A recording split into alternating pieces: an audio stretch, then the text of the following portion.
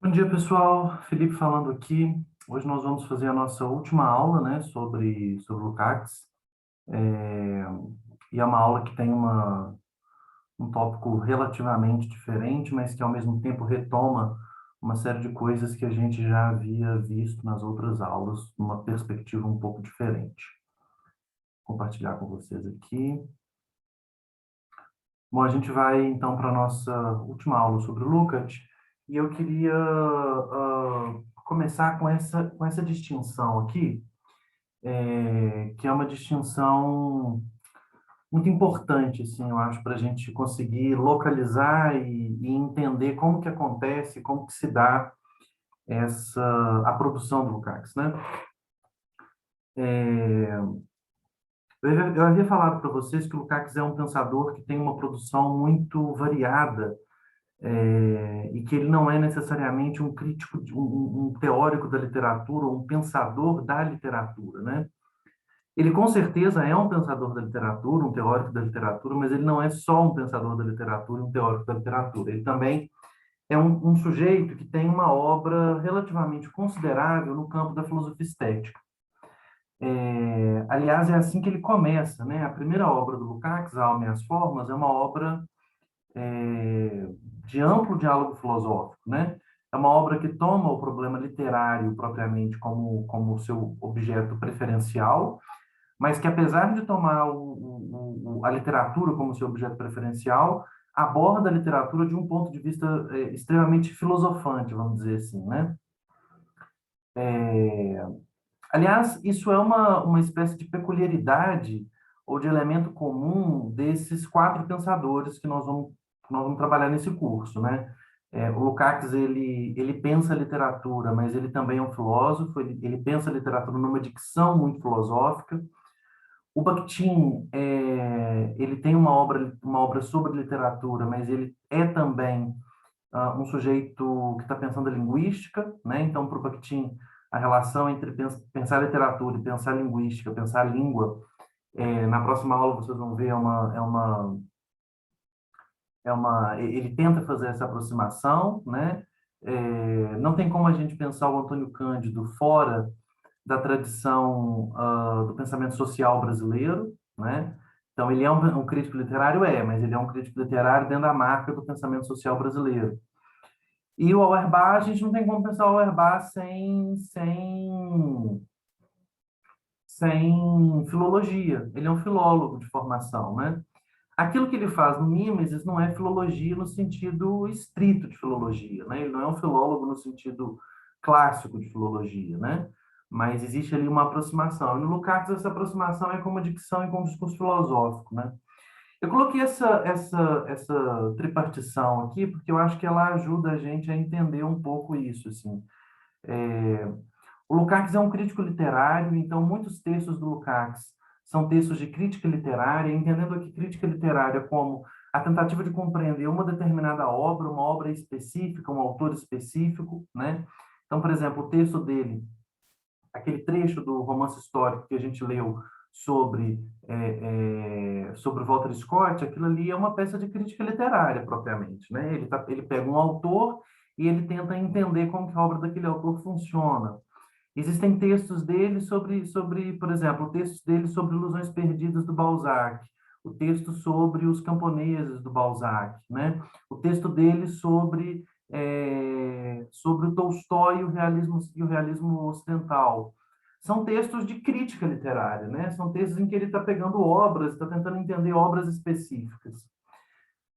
Num outro campo, a gente tem a teoria propriamente, né? Eu poderia ter colocado aqui teoria e história da literatura junto, né? Porque a teoria e a história da literatura, elas são coisas diferentes, obviamente, mas elas se distinguem da crítica literária especificamente, que tenta analisar e tenta valorizar, tenta valorar, vamos dizer assim, uma obra ou um autor específico, né? O discurso teórico, como, por exemplo, o do narrar ou descrever, não é um discurso, aquele não é um texto de crítica propriamente, né? Aquele é um texto teórico, discutindo questões teóricas, discutindo aspectos de composição, discutindo questões que são mais gerais e que podem ser pensadas não necessariamente em relação a um autor específico, mas que podem ser pensadas em relação a um complexo de problemas, né?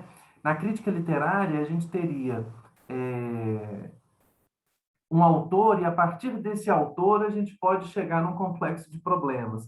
Na teoria da literatura, o foco é no complexo de problemas, o complexo de problemas narrar ou descrever, por exemplo, ou o complexo de problemas do gênero literário romance, entender o gênero literário romance, né?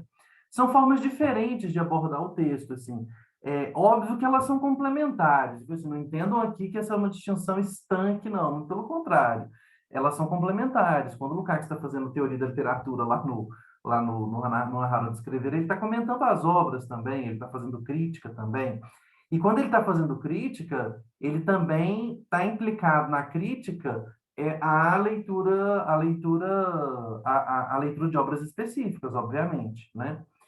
Mas essas duas coisas, elas se distinguem da filosofia estética, né?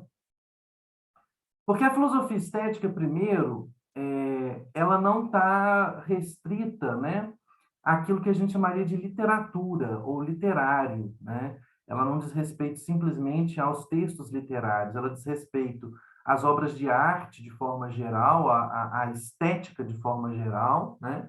É, e ela assume uma dicção basicamente filosófica, e ela assume uma dicção basicamente de tentar responder a perguntas que são mais gerais. Então, por exemplo, eu vou dar alguns exemplos. É claro que a filosofia estética aborda uma série grande de questões, de perguntas, mas, por exemplo, o que é o belo? O que faz do belo ser o belo? Né? Qual é a diferença entre a beleza na natureza e a beleza das obras de arte? Né? Ou seja, essas discussões, elas não estão restritas à literatura e elas são discussões intrinsecamente estéticas, né? Agora, uma informação importante, assim, é que a filosofia estética é um campo da filosofia que, enfim, correndo o risco aqui de ser talvez um pouco arbitrário, mas a filosofia estética é um campo que procura se constituir como campo autônomo dentro da filosofia, pelo menos desde o Kant, né? É, é, a questão da autonomia do estético, a autonomia do fenômeno estético, ou seja, o fenômeno estético como um fenômeno específico e autônomo em relação aos outros fenômenos de que a filosofia trata, de outras questões a que a filosofia trata, é uma questão que vem à tona no bojo da filosofia kantiana, né? Ou seja, a estética kantiana, vamos dizer assim, é um dos primeiros momentos da modernidade em que a gente teria um pensamento estético que pensa, primeiro, a obra de arte como um universo autônomo e, segundo, que pretende encontrar as categorias fundamentais do estético, do campo da estética e do campo da vida estética, né? E bom, o Lukács é um pensador que está nessa tradição, né? Aliás, o Lukács começa, eu me referi aqui à primeira obra dele, As Almas e as Formas. O Lukács começa a sua carreira como fazendo filosofia estética e fazendo filosofia estética de corte kantiano, tentando elaborar e reelaborar, vamos dizer assim, categorias da filosofia kantiana e imediatamente pós-kantiana, ou seja, o romantismo alemão. É, ele chega a elaborar, não é? Já passando aqui para o próximo slide, ele chega a elaborar no finalzinho da década de 20, da década de 1910, né? Comecinho da década de 1920, ele chega a elaborar uma estética sistemática, né? Ou seja, um texto que seria uma contribuição à filosofia estética, né? Sistemática no sentido de que tem uma série de categorias, de conceitos, e que aquilo constitui um sistema de interpretação do fenômeno estético, do fato estético, que é um fato distinto dos outros fatos no campo da experiência humana, né? Esse texto nunca é publicado, tá?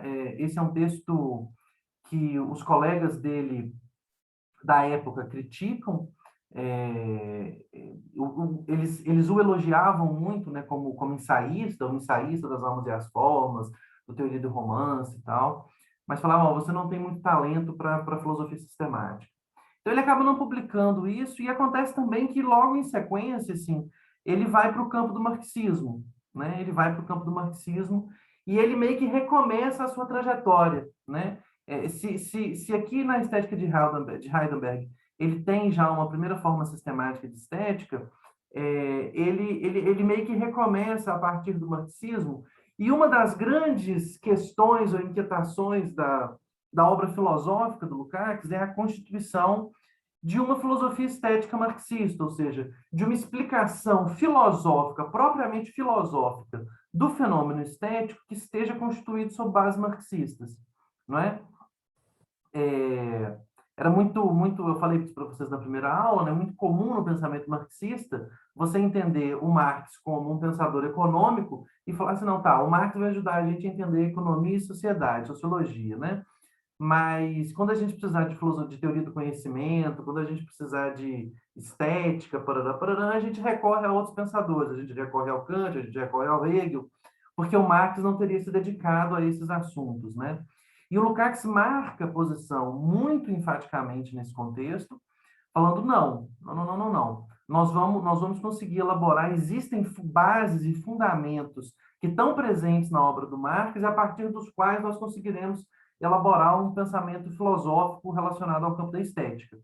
Ou seja, pensar uma filosofia estética marxista própria, que se distingue da kantiana, da hegeliana, parará. E ele dedica, vamos dizer assim, parte significativa da sua vida a fazer isso, né? Então, nesses ensaios lá da década de 30 e 50, que todos os ensaios que a gente leu até agora, né? E esses ensaios que a gente está lendo são um pedacinho mínimo desses ensaios, são muitos ensaios que ele escreve no período, né? Ensaios de fôlego, ensaios grandes, ensaios menores, ensaios sobre autores específicos, ensaios sobre questões gerais. E ele escreve, durante a década de 30 e 50, uma série de ensaios relacionados à filosofia estética, à história da filosofia estética, parará, parará. Então, ele tem textos, por exemplo, sobre literatura no Marx, ele tem textos, por exemplo, sobre a estética do Hegel, né, sobre a estética do Schelling, ele tem textos, vamos dizer assim, sobre o pensamento estético. E a grande questão dele nesses textos todos enfim, tem muitas questões nesses textos, mas uma das questões fundamentais nesses textos é a seguinte: o que esses autores representam na nossa tentativa de constituir uma filosofia estética marxista? Ou seja, eu vou buscar as bases da minha filosofia estética no Marx. É de lá que eu vou tirar a minha filosofia estética. Mas quais são as contribuições, vamos dizer assim, ou os problemas, ou as oposições, ou os antagonismos que esses autores, que são os autores que tradicionalmente no mundo burguês constituíram filosofias estéticas, quais são as contribuições que eles podem dar, né? Então a gente tem ensaios sobre Nietzsche, tem ensaios sobre Schelling, tem ensaios sobre os românticos, tem ensaios sobre Hegel, né? Até que em 1950 ele publica esse livro, de onde nós vamos tirar aqui o texto de hoje, que é Introdução a uma Estética Marxista. E esse texto, Introdução a uma Estética Marxista, ele é, vamos dizer assim, literalmente um aperitivo, né, do texto que ele vai publicar depois, em 1963, que é o primeiro volume da sua Estética, tá? Esse primeiro volume da Estética é uma coisa gigantesca, ok? Eu conheço a edição em espanhol do texto da Estética de 63, ela não está traduzida ainda para o português, a gente tem acesso à tradução espanhola, se não me engano, mexicana, para o espanhol, mas se não me engano, mexicano. Mas parece que essa obra vai ser traduzida, assim, né? A Estética de 63 está sendo traduzida pela Boitempo, ao que tudo indica, vai ser publicada nos próximos anos no Brasil. O fato é o seguinte: essa Estética de 63, ela é o primeiro volume, né? O Lukács pretendia outros 2 volumes que ele nunca chegou a publicar, porque aí ele decidiu escrever a ontologia, o Para uma Ontologia do Ser Social, que esse sim está traduzido e publicado pela Boitempo. O texto que nós vamos ler aqui, então, ele é, vamos dizer assim, uma introdução da introdução da introdução. É um livro relativamente curto, de umas 300 e poucas páginas, para esse texto da Estética, que é um texto de 1963 e que tem mais de 1.500 páginas. Esse é realmente um texto em que ele exaure os problemas que ele que ele está se propondo trabalhar, e mesmo assim é só o primeiro volume, ok? É, e esse texto, esse livro do qual nós vamos ler um pequeno trecho aqui, e é pequeno mesmo, viu, gente? Assim, o livro começa com uma retomada de Kant, de Schelling, de Hegel, depois ele vai para Goethe, para os luministas, depois é que ele começa a elaborar, vamos dizer assim, a estética dele, aquilo que seria o pensamento estético dele, né? E esse livro tem um subtítulo muito significativo, que é o seguinte: a particularidade como categoria central da estética. O pensamento estético maduro do Lukács, ele está muito marcado por essa ideia de que a categoria da particularidade é a categoria que define o fenômeno estético. Eu vou tentar explicar para vocês aqui o que seria essa categoria da particularidade, mas é, é, essa é uma ideia que já estava presente nos textos anteriores, e é aqui que eu quero que vocês compreendam a diferença das dicções, ou seja, de um texto de crítica, de um texto de teoria, para um texto de filosofia estética, né? Então, vocês vão ver que a explicação que eu vou dar aqui para a noção de categoria da particularidade, e que vai aparecer nos trechos que a gente vai ler, são meio que pressupostos dos textos que a gente leu nas últimas semanas. Então, a categoria da particularidade está lá no texto do Scott, a categoria da particularidade está lá no Narrar ou Descrever, está lá no Romance uma Epopeia do Mundo Burguês. Tá? Mas então, o que seria o particular, ou a particularidade, certo? A particularidade é uma categoria intermediária entre o singular e o universal, ok? O que seria, vamos dizer assim, o singular e o universal? O singular diz respeito às realidades particulares, às realidades singulares e irrepetíveis, né? Ou seja, eu, Felipe, sou um sujeito, eu sou uma singularidade, vamos dizer assim, né? Eu pertenço ao gênero humano, certo? Eu pertenço ao gênero humano, eu sou Homo sapiens, eu tenho os cromossomos lá, eu tenho as características biológicas, ok, de um Homo sapiens, eu sou um ser humano, mas eu sou um ser humano específico e particular, com uma história específica e particular e de vida, ok? Ou seja, eu sou uma singularidade nesse sentido, tá? A palavra particular e singular no português, às vezes ela é intercambiável. Eu acabei de trocar aqui, né? Mas no discurso filosófico ela responde ela tem um significado muito próprio. Então, o singular tem a ver com os sujeitos individuais, singulares, irrepetíveis. A singularidade, ela é irrepetível.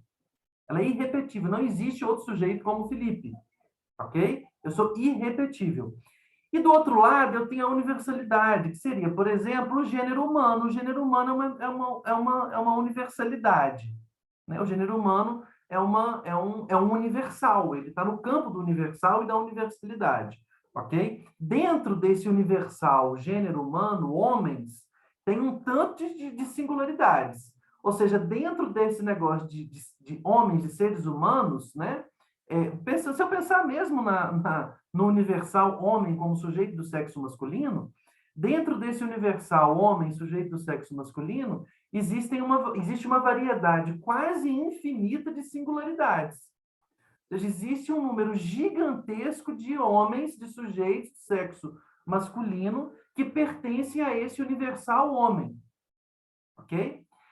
Esses sujeitos singulares, essas singularidades todas aqui, elas se diferenciam em infinitos sentidos.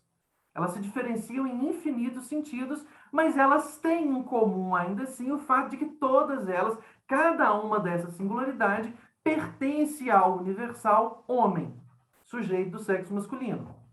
E eu ainda posso pensar um outro universal, que é o universal homem como humanidade. E todos os sujeitos do sexo masculino e feminino pertencem a esse universal humanidade.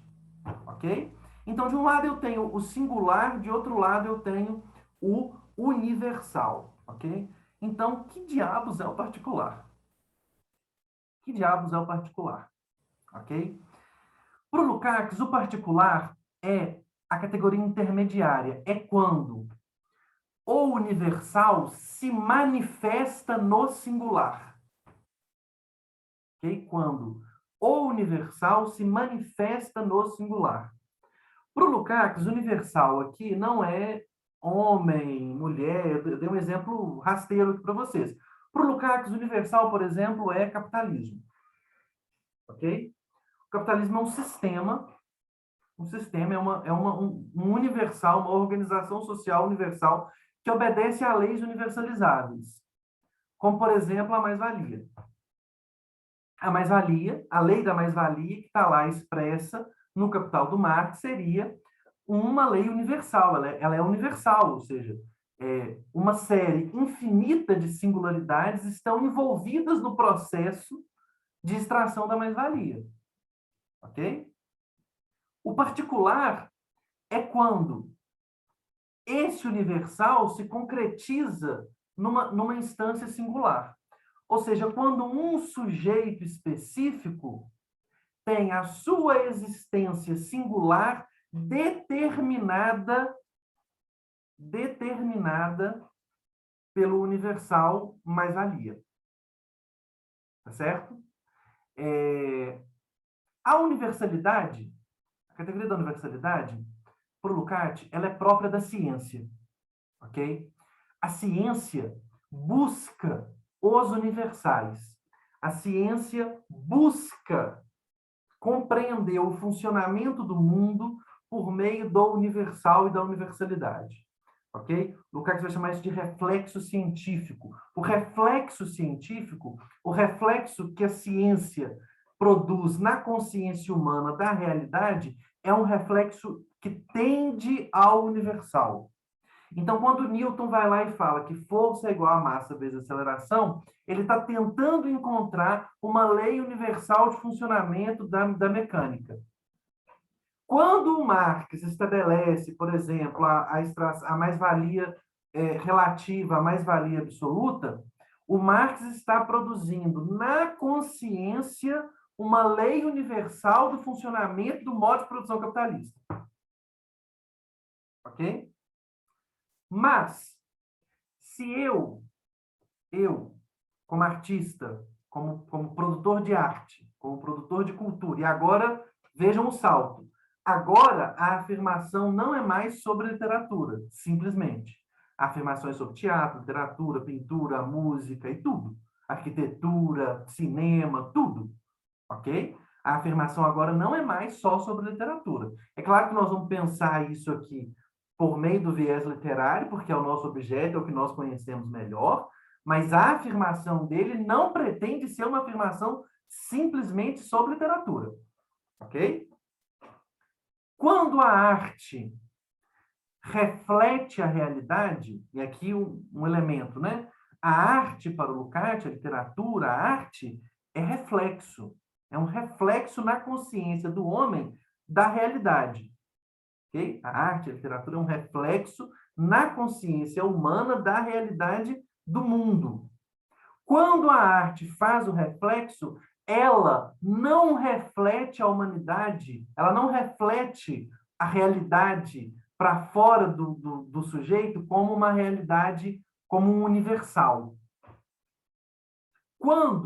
Se eu vou escrever um romance sobre o mundo capitalista, esse romance sobre o mundo capitalista implica, de alguma forma, o tratamento da questão da mais-valia. Se a mais-valia é uma lei universal de funcionamento do capitalismo. Mas no interior do romance, a mais-valia não aparece como uma exposição científica e abstrata da mais-valia.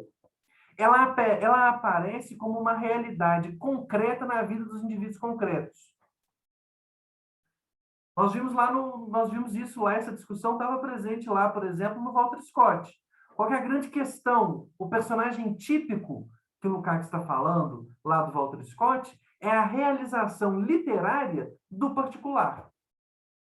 Eu não coloquei esse trecho aqui nos trechos que a gente vai ler, mas ele diz isso. Ele diz que a realização concreta, no plano dos problemas concretos das artes específicas, o particular se manifesta no típico.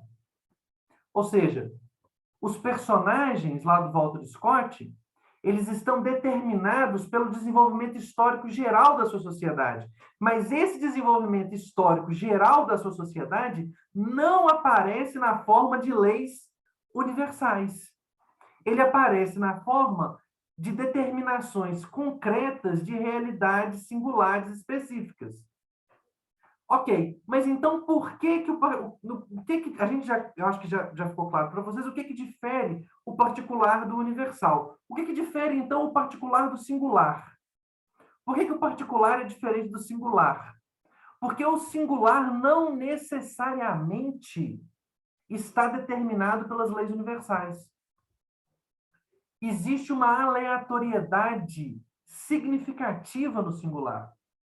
O singular, os momentos fundamentais das nossas vidas singulares, ou seja, da minha vida, Felipe, como sujeito específico, como sujeito com singularidade específica, irrepetível, ela pode ou não pode estar vinculada de forma direta, ela pode, a minha história de vida pode ou não pode ser propícia para a explicitação das leis gerais do funcionamento do mundo social, da mais-valia, por exemplo. Ou seja, o particular é uma singularidade específica que se eleva a universal. É uma singularidade específica que encontra o universal. Tá certo? Essa é a categoria central desse texto do Lukács. Esse texto, esse livro, Introdução à uma Estética Marxista, ele é basicamente sobre isso, quando ele retoma Kant, Hegel, Marx, depois ele retoma o Goethe e os iluministas, o Diderot, parará. Essa retomada que ele faz da filosofia moderna, kantiana e pós-kantiana, é uma retomada no interior da reflexão sobre o particular. Sobre como que esses pensadores pensam a particularidade e como que esses pensadores vão pensar a relação entre singular, particular e universal, ok? Se vocês não tiverem entendido o que é o particular, deixem aqui embaixo a pergunta para eu poder, enfim, tentar responder vocês ou gravar um vídeo extra com algum trecho extra aqui para vocês poderem entender direitinho o que é esse negócio de particularidade. A questão é a seguinte, é que nós já vimos na crítica literária das semanas anteriores o particular aparecer. O particular aparecer. Tá certo? Vamos passar, então, aqui para a leitura dos trechos propriamente que a gente vai fazer, ok? Bom, vamos lá, então. Esse trechinho que a gente vai ler aqui é o trechinho final. Final do livro, tá? E eu escolhi esse trecho exatamente porque ele acaba retomando e atribuindo sentidos e falando coisas específicas que nos interessam aqui. E ele começa falando sobre a humanidade da arte, né? Não é a humanidade na arte, é a humanidade da arte. Vamos ler aqui, aí eu vou parando e vou explicando para vocês, né? Dessa forma, encontra expressão o humanismo da representação artística. Parênteses aqui, relativamente importante, assim, o Lukács, o último Lukács, esse Lukács da maturidade, né, na década de 50, 40, 50, 60, o Lukács da maturidade é um pensador que tenta fazer um marxismo humanista, tá? Um marxismo de corte humanista. Eu sei que existe hoje uma corrente específica que se chama marxismo humanista, mas não é exatamente o caso do Lukács, são coisas relativamente diferentes, mas o Lukács é um sujeito que está interessado, vamos dizer assim, no humanismo no interior do marxismo, e vamos dizer assim, as incursões finais dele na filosofia, tanto na filosofia estética quanto na ontologia, são incursões no sentido de fazer uma ampla discussão sobre o humanismo, certo? Sobre a centralidade da humanidade, do homem e da humanidade. Por que eu fiz esse parênteses?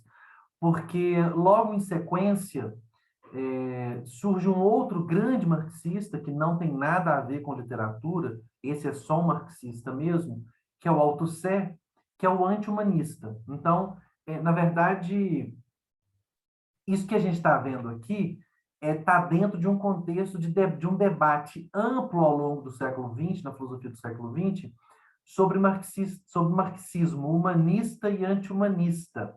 Humanista, Lukács, anti-humanista, Althusser. Isso se reverbera também, por exemplo, na avaliação do legado hegeliano. Um marxismo hegelianizado, Lukács. Um marxismo que renega a influência hegeliana, Althusser.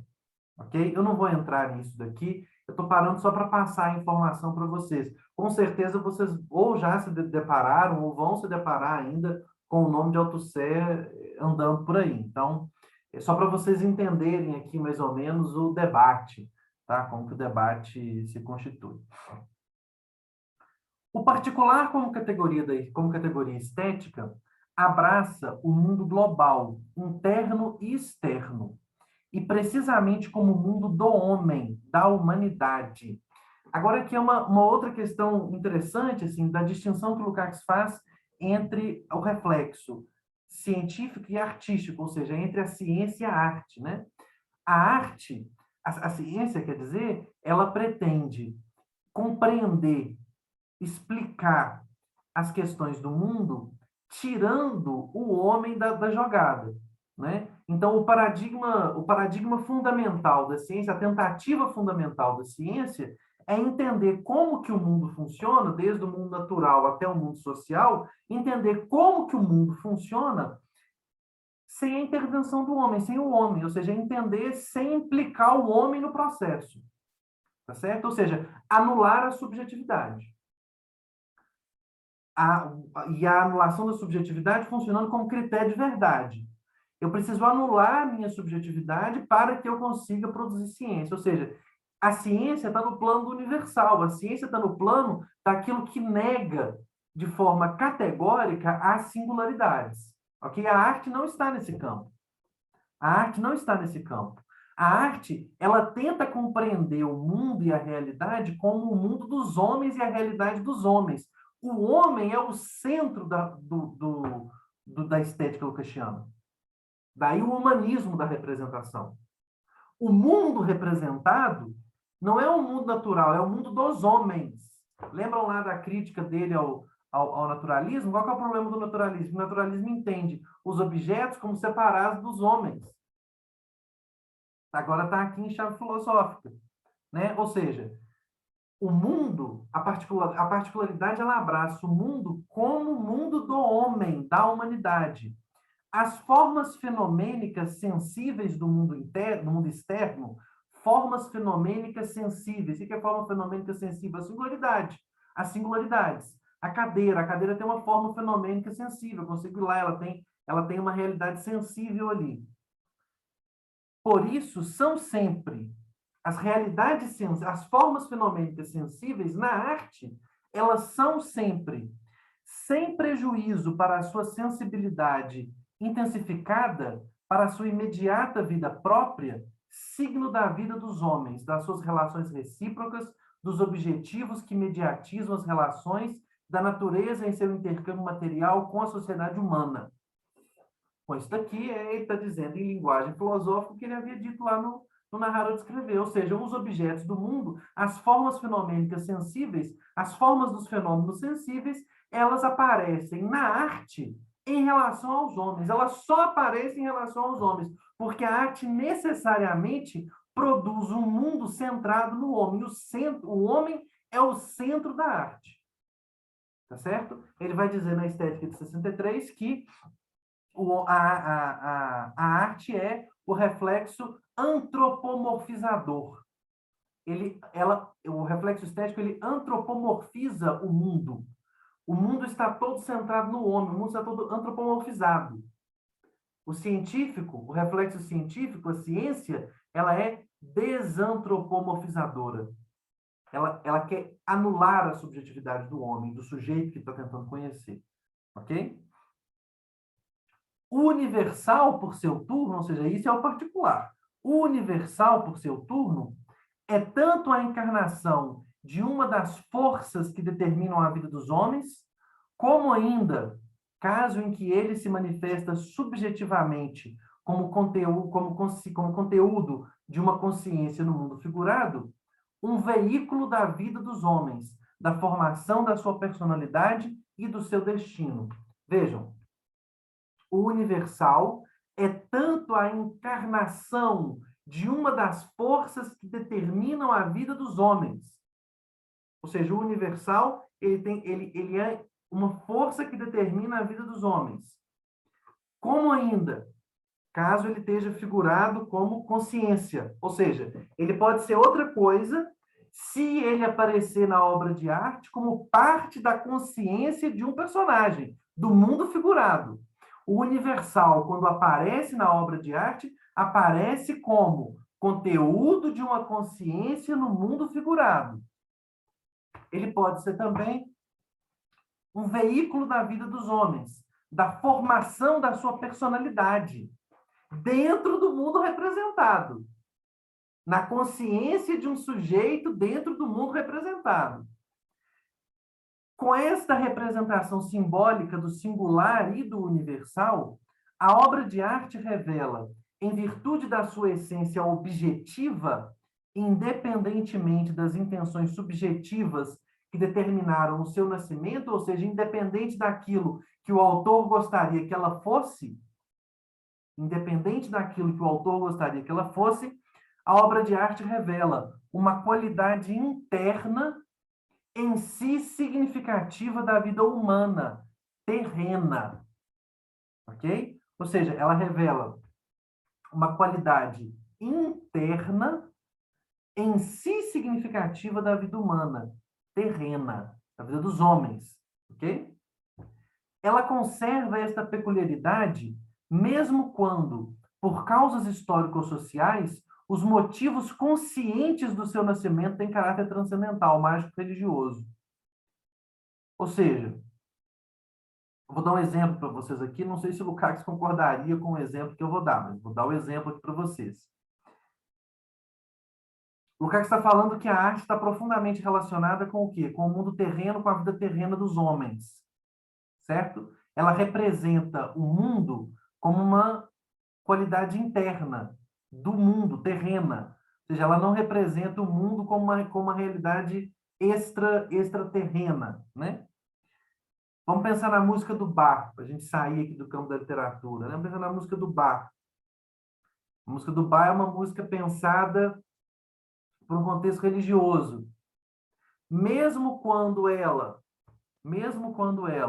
está, né? Mesmo quando os motivos conscientes do seu nascimento tem caráter transcendental, o Bach compondo para a missa, mesmo quando é assim, ela ainda conserva essa peculiaridade dela, ou seja, o fato de que ela trata o mundo a partir do ponto de vista dos homens e ela trata os homens como seres terrenos, como seres do mundo terreno, ok? Ela encarna e figura esses motivos. A forma é determinada pelo conteúdo, mas de tal maneira, artisticamente, que a transcendência é transformada involuntariamente numa imanência da realidade terrena. Ou seja, mesmo quando a transcendência aparece, ela aparece na obra transformada num aspecto imanente do mundo terreno. Bom, gente, aqui é o materialismo lucasiano, né? Assim, esse é um pensador materialista, esse é um pensador para o qual todos os fenômenos do mundo se explicam pelos próprios fenômenos, ou seja, não existe nenhum elemento transcendental ou transcendente, não existe nenhum Deus, não existe nenhum além que explique os fenômenos do mundo. Isso que ele está falando aqui. O que ele está dizendo para a gente é a arte serve como um lembrete do funcionamento da vida dos homens, serve como um lembrete do fato de que a vida dos homens é um fato terreno. E por mais que a arte parta ou coloque ou esteja introjetada nela um elemento transcendente ou transcendental, mesmo quando isso acontece, esse elemento, se a obra de arte é construída de forma adequada, ele é transformado numa imanência da realidade terrena, ou seja, ele é transformado num elemento terreno. Toda a espiritualidade é transformada no elemento terreno. Toda transcendência é transformada no elemento terreno. Olhem como que o pensamento se repete. Toda universalidade é transformada em particularidade que funciona de mediação para o singular, para a concretude do mundo terreno, do mundo concreto. Ok? Isso tudo involuntariamente. Vamos pensar aqui em outro exemplo. Vamos pensar, por exemplo, na figura dos deuses no Homero, ou da Bíblia propriamente. O que ele está dizendo para a gente é, se a gente está diante de uma representação artística, no caso do Homero, com certeza a gente está, talvez na grande representação, talvez na maior representação artística que a humanidade conseguiu produzir, se a gente está naquela representação, mesmo que, olha o que ele está dizendo, mesmo que aquela seja uma sociedade que acreditasse nos deuses, mesmo que o Homero, as pessoas que estavam envolvidas na produção dos poemas homéricos, fossem sujeitos religiosos, que acreditassem nos deuses, blá, blá, blá, blá, mesmo assim, mesmo que os deuses estejam representados lá como seres sobrenaturais, blá, blá, blá, mesmo assim os deuses fazem parte, eles são transformados numa imanência da realidade terrena. Isso é uma coisa que no Homero isso é muito concreto, né? Assim, porque, enfim, eu não vou entrar aqui numa discussão longuíssima, que é a discussão da época homérica, mas no Homero os deuses são representados como homens também. Enfim, os homens também, os homens que estão representados ali estão também no caminho para lá, né? Os deuses estão como homens, os homens também não são exatamente os mortais, nós aqui, né? Os homens ali também estão elevados. Mas isso aqui, o Homero é um exemplo clássico, seria um exemplo clássico disso daqui. Porque, segundo Lukács, a arte ela sempre tende para a humanização, ela sempre representa a humanidade, ela é sempre um fato da humanidade, e para o Lukács, a humanidade só existe no plano da sua existência terrena. Só existe no plano da sua existência terrena. É um pensamento estético profundamente ateu, vamos dizer assim. É um pensamento estético profundamente antirreligioso. Certo? Aliás, uma das brigas maiores que ele compra na estética de 63 é com a noção de alegoria, né? Para ele é um elemento do mundo religioso. Ele compra uma briga gigantesca ali por causa da noção de alegoria. Porque para ele, se o elemento mágico-religioso não for transformado numa imanência da realidade terrena, saiu do campo do estético. Deixou de ser obra de arte, deixou de ser estética. Ok? Por isso, podemos reviver esta transcendência nas obras do passado.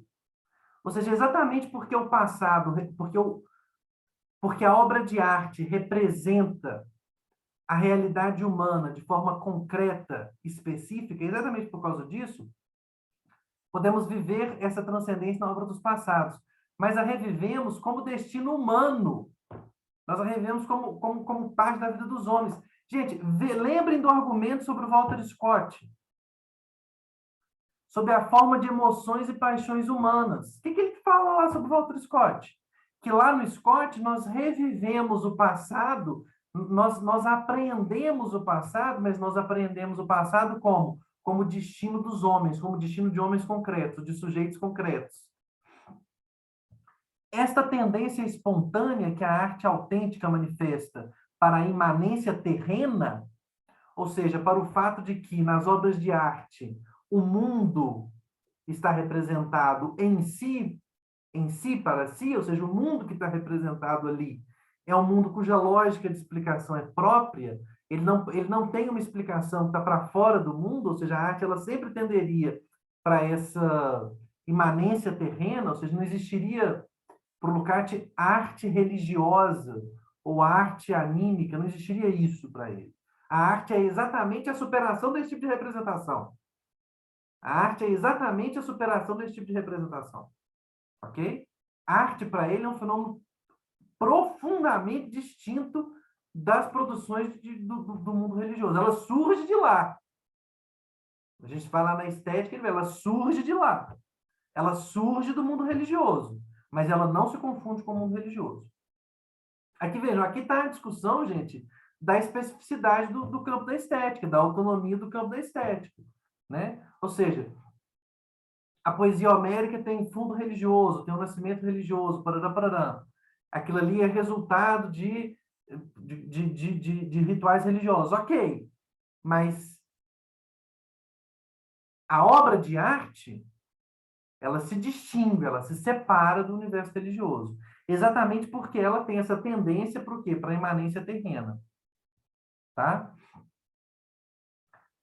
É uma das razões pelas quais, tão frequentemente, os idealistas extremados e os representantes ideológicos das religiões desconfiam da arte.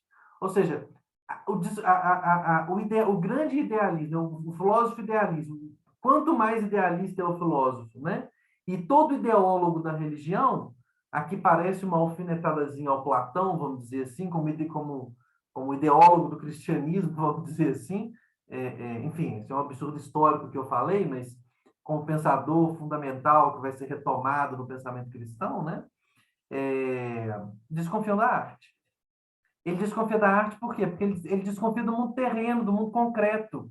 Ele desconfia da existência concreta e terrena dos homens. Ele desconfia do fato de que os homens não são explicados por elementos que não sejam os próprios homens. Pelo fato de que ele recusa a arte, ele desconfia da arte, porque ele desconfia das explicações materialistas.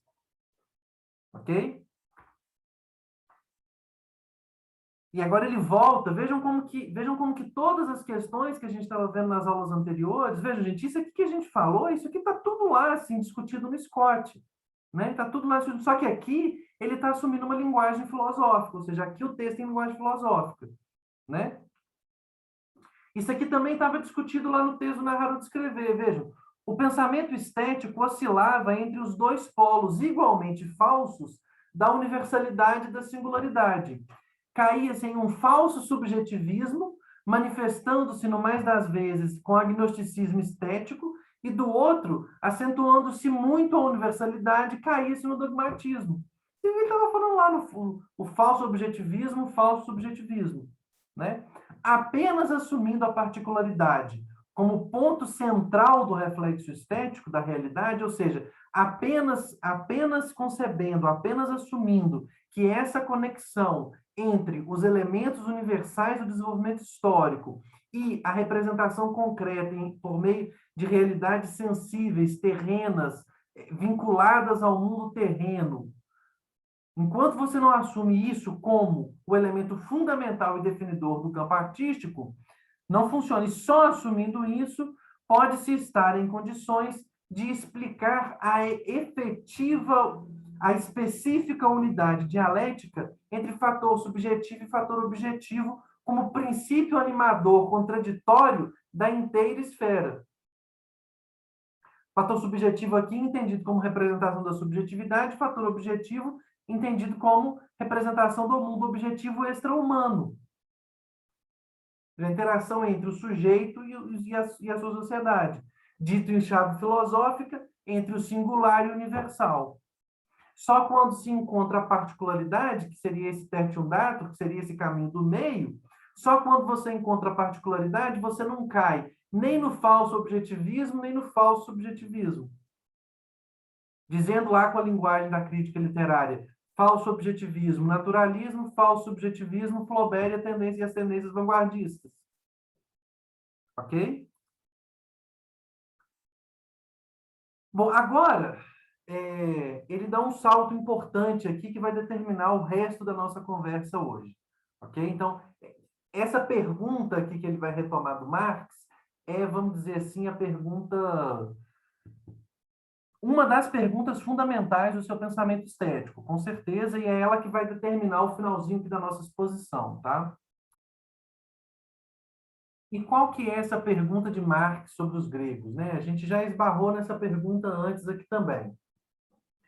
Se não me engano, no volume 4 do Capital, não publicado, obviamente, um dos manuscritos lá do Marx do Capital, o Marx dedica algumas páginas a mostrar a gênese histórica da época homérica. Ou seja, o Marx vira e fica algumas páginas mostrando como que a época do Homero surge a partir da sua realidade concreta, do seu mundo social.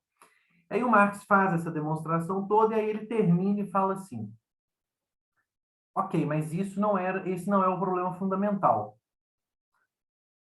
Bom, primeiro, por que que esse não é o problema fundamental? Porque a relação entre a obra e o seu contexto social no interior de um pensamento materialista é um dado óbvio.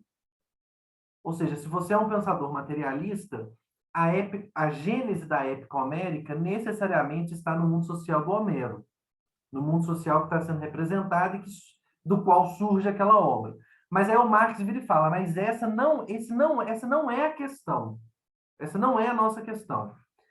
A questão que se coloca é por que que depois de tanto tempo, por que que depois de tanto tempo em que aquela sociedade desapareceu, a obra do Homero continua tendo eficácia e sendo um modelo literário?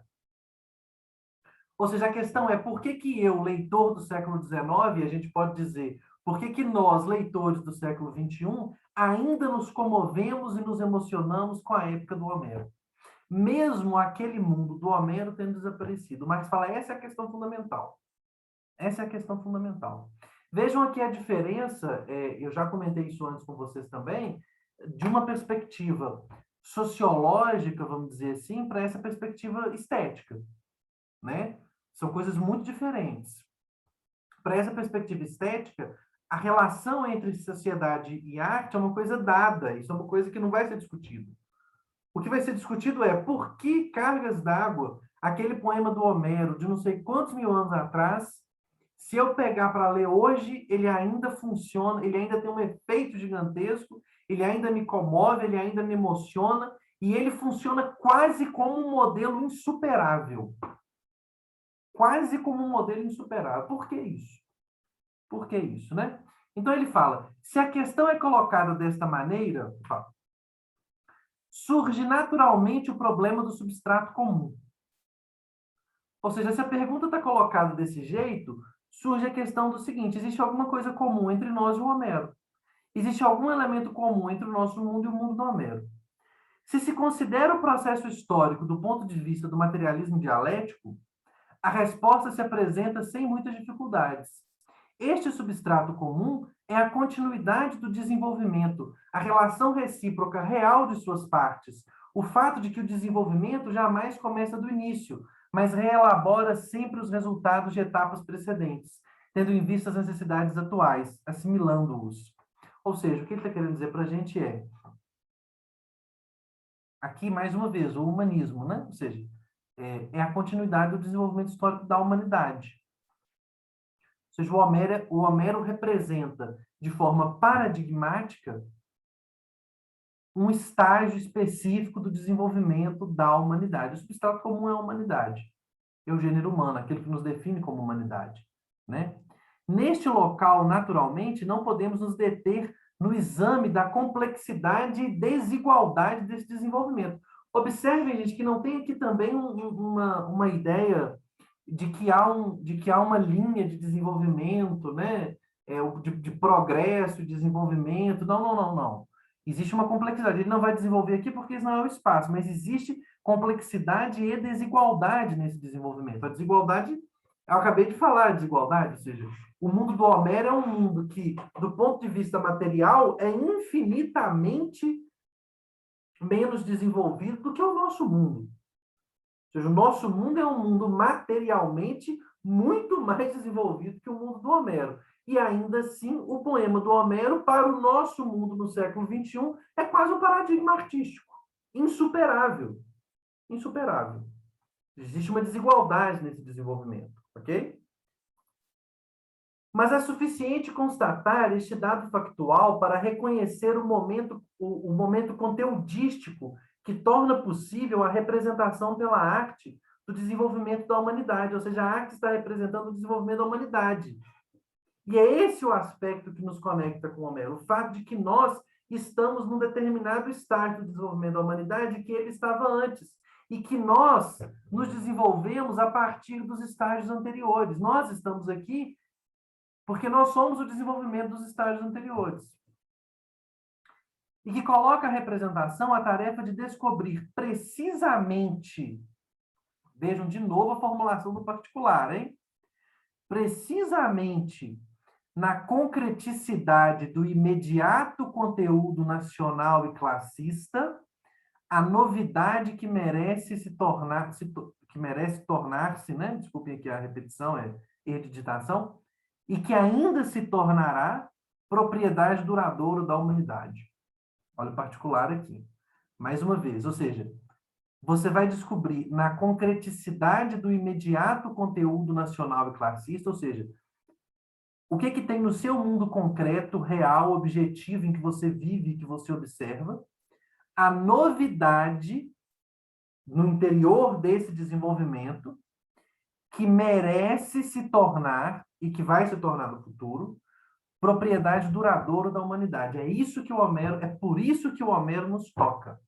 O Homero nos toca porque ele é capaz de perceber, de descobrir na concreticidade imediata do conteúdo nacional e classista da sua sociedade, tipos e elementos que vão se tornar propriedade duradoura da humanidade, como Aquiles, como Odisseu. Ok? Como Aquiles, como Odisseu. Como o modelo da viagem, a narrativa de guerra, né? Enfim, o aspecto ético que está implicado na Ilíada, não é? O aspecto ético que está colocado ali na cena final, por exemplo, né? Ou seja, na cena final em que o Príamo vai à tenda do Aquiles para pegar o corpo de Heitor.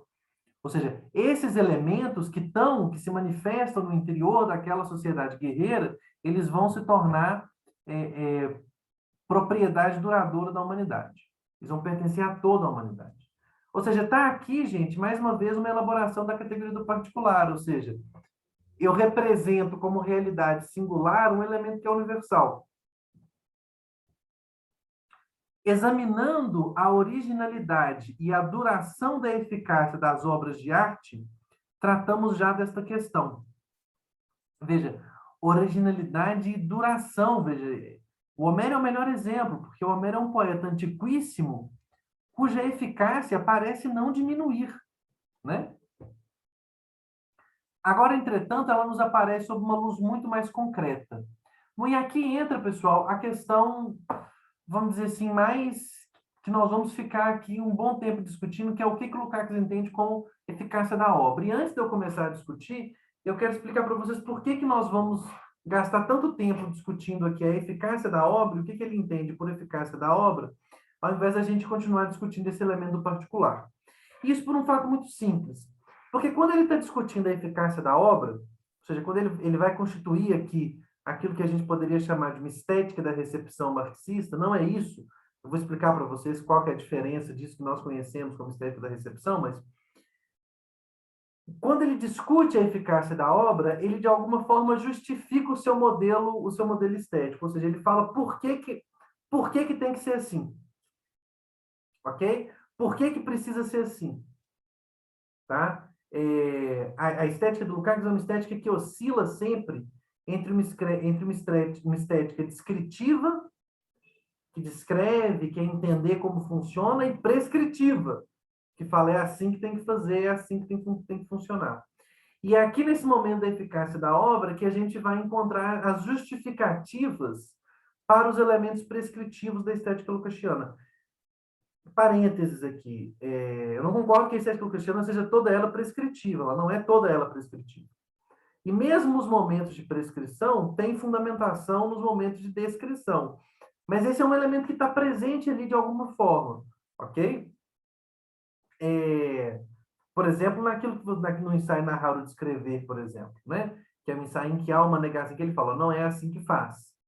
Essa não é a melhor forma, aquela ali é a melhor forma. Esse elemento prescritivo, ele encontra aqui na discussão sobre a eficácia da obra uma justificativa para o seu modo de funcionar. Okay? É por isso que nós vamos discutir isso daqui. Porque, de alguma forma, quando ele está discutindo esse problema da eficácia, ele está justificando o seu modelo.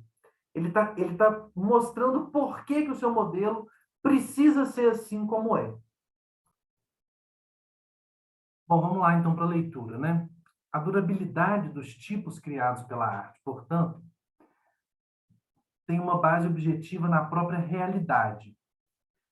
Durabilidade aqui no sentido de a eficácia desses tipos muito depois da sua extinção como tipos reais, né? Ou seja, muito depois da sua existência como tipos sociais reais, ou seja, o Aquiles, o Odisseu como tipos sociais reais não existem mais, né? Mas ela tem uma base objetiva, né? Qual que é a base objetiva dela? Essa que a gente acabou de ver, ou seja, porque esses personagens eles fazem parte do desenvolvimento da humanidade, porque o desenvolvimento toma o passado como começo, não começa do zero, né? Mas a possibilidade de que os tipos figurados nasçam e durem decorre da sua própria atividade. Até aqui consideramos a questão apenas do ponto de vista do conteúdo, ou seja, apenas do ponto de vista do fato de que, do ponto de vista do conteúdo histórico, os sujeitos permanecem, os tipos permanecem. Porque esses tipos, eles fundamentam como a base para o desenvolvimento posterior da humanidade. A vitalidade e a duração de uma obra e dos tipos nela figurados dependem, em última instância, da perfeição da forma artística. Veja aqui, né?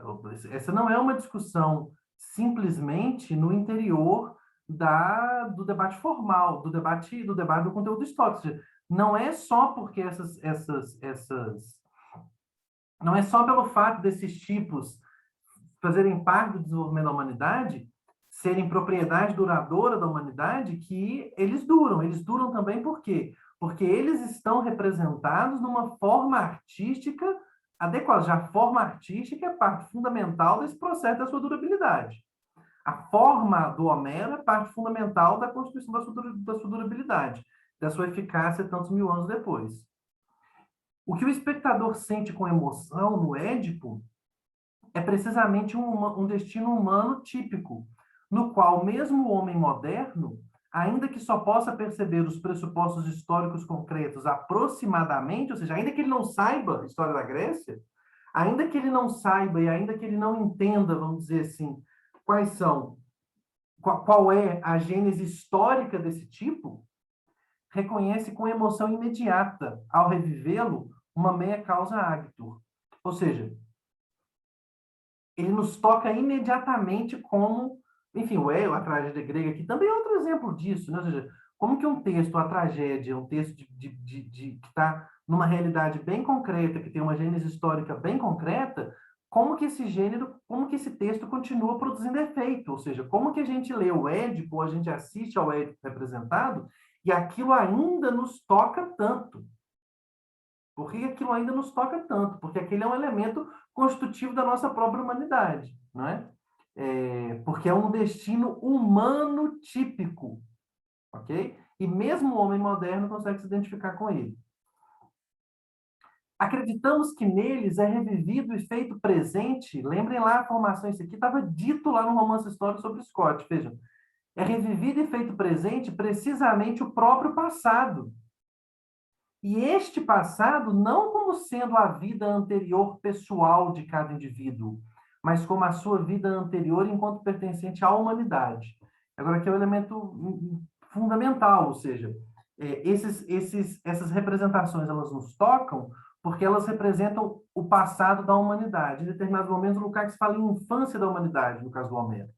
Né? Ou seja, o Homero nos toca tanto porque ele representa a infância da própria humanidade da qual nós pertencemos, ok? Ou seja, não é, ele representa a vida anterior e o passado, mas não a vida anterior e o passado individual, ou seja, não o meu passado como sujeito, como singularidade, como Felipe. Ele representa o meu passado como pertencente ao gênero humano, ok? Como homem, como sujeito que pertence ao gênero humano. Todos esses exemplos indicam claramente qual seja a causa real dessa eficácia. Nas grandes obras de arte, os homens revivem o presente e o passado da humanidade, as perspectivas de seu desenvolvimento futuro, mas os revivem não como fatos exteriores, cujo conhecimento pode ser mais ou menos importante, ou seja, como fatos históricos, e sim como algo essencial para a própria vida, como um momento importante também para a própria existência individual. Mais uma vez, olhem a particularidade participando aqui. Ok, a gente revive tudo isso como o passado da humanidade, mas isso não está figurado como uma questão abstrata da humanidade, isso está figurado como o destino de um homem, de um sujeito concreto, ok? E essa figuração faz com que nós sintamos esses problemas ao mesmo tempo em que nós estamos, que a sua eficácia está baseada no fato de que ele está representando o passado da humanidade, o passado da humanidade passa a ser uma propriedade concreta dos indivíduos. Essa é a lógica do argumento dele. Ou seja, o que a arte faz aqui, a gente vai ver nas próximas citações, é que ela, ao mesmo tempo, abaixa a humanidade ao nível dos indivíduos, ela traz a humanidade, o desenvolvimento histórico da humanidade para o campo dos indivíduos e sobe os indivíduos para o campo da humanidade. Ok? Ela abaixa o universal para o singular e sobe o singular para o universal. Ou seja, ela é a constituição do particular, desse campo intermediário. Tá certo? Aparece como algo essencial para a própria vida, como momento importante para a existência individual. Ou seja, ele está figurado e nós sentimos como o passado da humanidade, mas ele também aparece ali como um elemento fundamental para a existência individual, exatamente porque ele figura os tipos humanos, exatamente porque o Walter Scott não representa aqueles sujeitos, ele não representa só os grandes sujeitos históricos, ele não representa os processos históricos na sua exterioridade, ele representa os processos históricos como fatos concretos da vida cotidiana. O herói médio. O herói médio faz isso daqui. O herói médio do Scott faz isso daqui. Né? Ou seja, o herói médio do Scott transforma os grandes problemas humanos em problemas individuais e singulares. E, ao mesmo tempo, ele eleva os seres individuais e singulares que estão vivendo a sua vidinha aqui aos grandes problemas humanos, às grandes questões da humanidade, do desenvolvimento histórico da humanidade. Já nos referimos ao fato de que a personalidade criadora, importante para o surgimento da obra de arte, não se identifica imediata e simplesmente com a individualidade cotidiana do criador. Ou seja, a individualidade do sujeito que cria não está conectada de forma direta com a individualidade do criador. Ou seja, Balzac, quando está escrevendo o romance, não é o cidadão Balzac cotidiano, que tem um corpo, que anda, que come, que ama, que odeia, que fala, ok? Não existe uma identificação concreta. Que a criação exige que ele universalize a si mesmo. Ou seja, a personalidade criadora, ela precisa se universalizar. Ou seja, ele precisa pensar os processos, ele precisa pensar as questões do ponto de vista da humanidade, não necessariamente do seu ponto de vista particular e individual, né? Que se eleve da sua singularidade meramente particular à particularidade estética. Ou seja, ele tem que se elevar da sua existência como cidadão concreto do mundo, aleatoriedade repetível, para a particularidade estética. Vemos, ademais, que a eficácia das obras de valor traz consigo, em medida tanto mais surpreendente quanto mais longínquo no tempo e no espaço, ou mais estranho do ponto de vista da nação ou da classe for o conteúdo representado, uma ampliação e um aprofundamento, uma elevação da individualidade cotidiana imediata. Isso aqui é uma coisa significativa e importante. Veja, quanto mais o Homero, vamos pensar aqui no Homero, né? Vamos usar o Homero como esse exemplo de distanciamento temporal. A gente poderia usar também um elemento de uma história de distanciamento espacial, né? Quanto mais distante, quanto mais longínquo, né? Ele produz o quê? Uma ampliação e um aprofundamento, uma elevação da individualidade cotidiana imediata. Para o quê? No quê? Para o elemento particular e do universal, das tendências universais do desenvolvimento da humanidade. Precisamente neste enriquecimento do eu, do sujeito, reside, em primeiro lugar, a feliz experiência que é proporcionada pela arte realmente grande. Ou seja, a arte realmente grande é essa capaz de ampliar, aprofundar e elevar as individualidades, os sujeitos, depois que leem as obras os sujeitos que têm contatos com essas obras, eles têm a sua individualidade, a sua singularidade ampliada, aprofundada e elevada. Por quê? Porque eles entram em contato com os conflitos e as dinâmicas fundamentais do desenvolvimento histórico da humanidade como um todo, do gênero, ok? O verdadeiro conteúdo dessa generalização, que aprofunda e enriquece objetiva e subjetivamente a individualidade, mas sem jamais conduzi-la para fora de si mesma, daqui é um elemento importante. Daqui a pouco ele retoma isso. É precisamente o caráter social da personalidade humana. Aqui vem o elemento da personalidade, né, que para ele é um elemento muito importante, porque quando ele está falando que há uma... Quando ele fala que há uma ampliação, um aprofundamento, uma elevação, ele não quer dizer apenas do ponto de vista intelectual. Aliás, ele não está dizendo do ponto de vista intelectual. A arte, ela tem, para o Lukács, para o último Lukács, uma ação na personalidade dos indivíduos, na personalidade humana. Ela toca a nossa personalidade. Aqui está o debate dele com o Brecht, por exemplo, com o teatro épico do Brecht, né? Que nega, vamos dizer assim, que nega a catarse aristotélica em nome de uma intelectualização do efeito da obra, né? Lukács toma parte do Aristóteles, fala, não, Nanina, não. A obra de arte toca o sujeito como um todo, não só no seu aspecto intelectivo. A obra de arte não é apenas um modo pelo qual o sujeito se enriquece e toma consciência de alguma coisa. Ok? A arte não é um elemento de conscientização do sujeito das questões fundamentais da humanidade. Isso aqui é muito importante que vocês entendam. Ele não está dizendo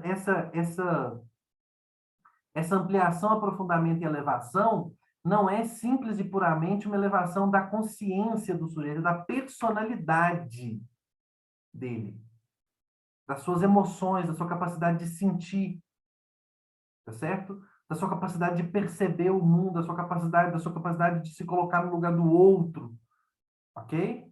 É muito mais complexo do que um processo de tomar consciência para o Lukács, ok? Este caráter já era conhecido por Aristóteles. Somente o idealismo subjetivo da época burguesa mistificou das mais variadas maneiras este substrato social da criação estética e de sua eficácia. Ou seja, é porque essa personalidade, ela é uma personalidade social, ela tem um caráter social. A personalidade dos indivíduos é socialmente formada. A personalidade dos indivíduos, ela não é um fato descolado do desenvolvimento social, ok?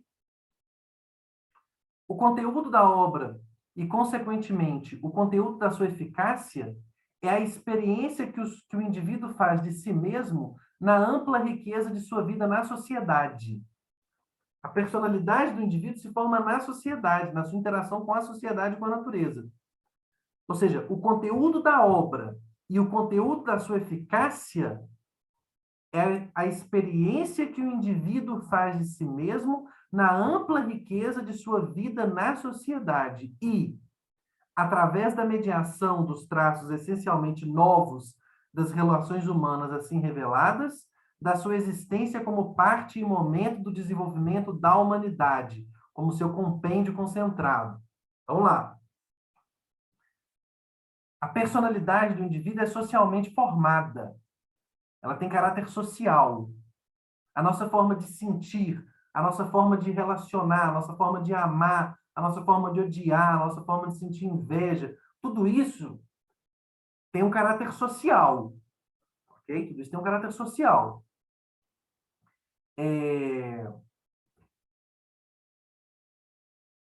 Através da mediação, esse elemento aqui é fundamental, através da mediação dos traços essencialmente novos das relações humanas assim reveladas, a arte revela traços essencialmente novos, porque ela representa o que é de novo no típico, lembram-se que ele acabou de falar? Ela representa o que é de novo no típico, da sua existência como parte e momento do desenvolvimento da humanidade.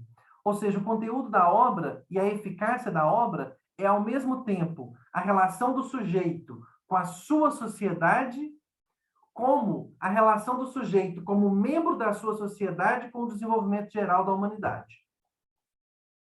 Ok? Como compêndio concentrado. A arte é o compêndio, o conteúdo da obra. E o conteúdo da eficácia da obra é o compêndio concentrado do desenvolvimento da humanidade. Nesta elevação da personalidade, veja, nessa elevação da personalidade do sujeito, a subjetividade meramente particular não é levada para fora de si mesma, para um universal puramente subjetivo. Ou seja, aqui ele está brigando com a estética burguesa, né? Ou seja, não é que você vai procurar os recantos da alma, né? Não tem nada a ver com isso, tem um aspecto social. Não existe alma, não existe nada disso para o Lukács aqui. Não existe alma, não existe epifania, não existe nada disso para ele aqui. A personalidade dos sujeitos, a forma como os sujeitos se percebem o mundo, sentem, tudo isso está socialmente determinado, tudo isso está construído a partir da relação dos sujeitos individuais com a sua sociedade e da relação da sociedade com a natureza. Ok?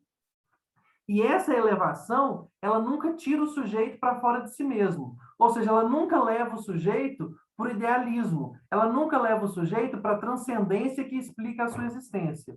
Ao contrário, a individualidade é aprofundada precisamente na medida em que é introduzida neste reino intermediário do particular, do terreno, do concreto. Lembram-se?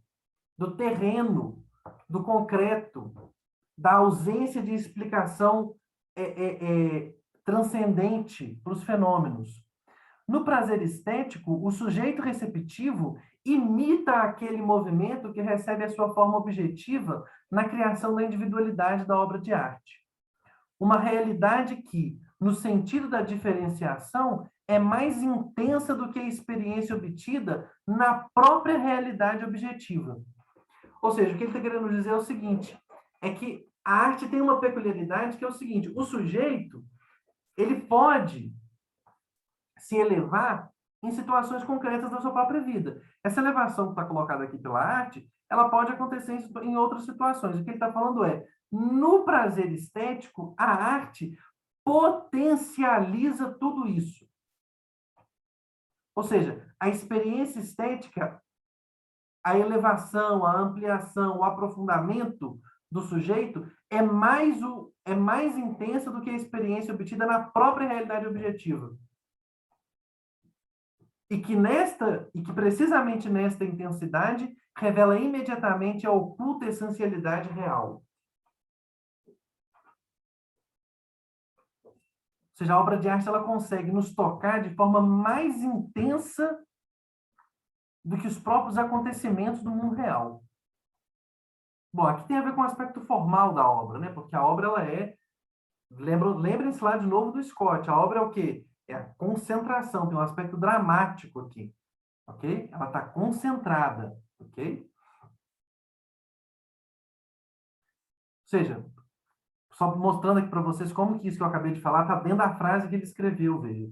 O sujeito ele imita o movimento que recebe a sua forma objetiva na criação da individualidade da obra de arte.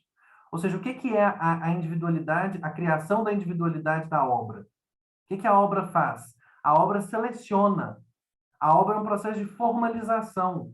A obra é um processo de constituição de forma. Ok? Ela formaliza, ela atribui sentido. E na hora que ela formaliza e atribui sentido, ela potencializa os elementos que, na realidade, estão dispersos. Ok? Assim, a elevação da subjetividade receptiva no particular reproduz um processo de elevação análogo ao que ocorre na personalidade criadora. Lembra que ele acabou de falar aqui, ó? Aqui, ó, que a personalidade criadora ela não pode estar restrita. O sujeito Balzac não é só o sujeito Balzac, porque quando ele produz a obra, esse produto que ele está produzindo é um reflexo da sua sociedade, não simplesmente um reflexo dos seus desejos sobre a sua sociedade. Parará, parará. Ela Peraí, não. Então, a elevação da subjetividade receptiva no particular reproduz um processo de elevação análogo ao que ocorre na personalidade criadora. E é evidente a esse respeito que o nível de representação atingido na individualidade da obra de arte constitui a base para a sua eficácia. Ou seja, o nível atingido por cada obra individual na sua capacidade de representar as questões determina a sua eficácia. Com justeza, Hegel viu no conceito de pathos aquele nível sentimental, espiritual, moral ao qual a representação das obras deve elevar-se, a fim de exercer um autêntico efeito estético. Ou seja, ele está retomando lá os gregos, o pathos dos gregos, né? A paixão. A particularidade da individualidade da obra determina a tendência à particularidade no ato estético do desfrute da arte. Ou seja, vejam aqui, e aqui está o elemento que eu acabei de falar para vocês, é exatamente porque a obra de arte está no particular e não no singular ou no universal, é exatamente porque a obra de arte está determinada pelo particular que ela produz a elevação das individualidades ao particular. É exatamente porque exatamente porque a particularidade é a categoria central da estética que ela produz esse sujeito que se eleva, que se aprofunda, que se amplia na sua personalidade como um todo. Na sua personalidade como um todo. Observem aqui, pessoal, como que isso daqui tem um efeito, o efeito que ele está descrevendo é um efeito muito poderoso. Isso que ele está descrevendo aqui é um efeito muito poderoso da obra de arte. Só que esse efeito só acontece se ela estiver no campo da particularidade. Na concepção dele, isso tudo que ele está falando de maravilhoso que a obra de arte é capaz de fazer, de nos colocar em contato, né, com a essencialidade real, tudo isso que ele está falando que a obra de arte pode fazer, ela só pode fazer se ela estiver no campo do particular. Se ela não estiver no campo do particular, ela não consegue fazer. Bom, agora vem outra questão importante, né? Esta eficácia tem um antes e um depois. Um dos principais erros cometidos pela maior parte dos teóricos idealistas da estética é o de isolar esta eficácia imediatamente artística da vida global do sujeito receptivo, né? O caráter social da personalidade. Nenhum homem se torna diretamente um outro homem no prazer artístico e através dele. Ou seja, ela amplia, aprofunda e eleva, mas ninguém se transforma completamente, nenhuma pessoa muda completamente porque leu a Ilíada, porque leu a Odisseia, porque leu o Fausto do Goethe, né? O enriquecimento obtido neste caso é um enriquecimento da sua personalidade, exclusivamente dela. Mas tal personalidade é determinada em um sentido classista, nacional, histórico, etc. Existem outros elementos determinando as individualidades, ou seja, a obra de arte não é também aqui uma tábua de salvação geral para tudo, ela não resolve todos os nossos problemas. Mas tal personalidade é determinada em um sentido classista, nacional, histórico, etc. Além de ser, no interior dessas determinações, formadas por experiências pessoais. Ou seja, tem a classe, a nação, a história, e ainda tem a minha história de vida, em particular.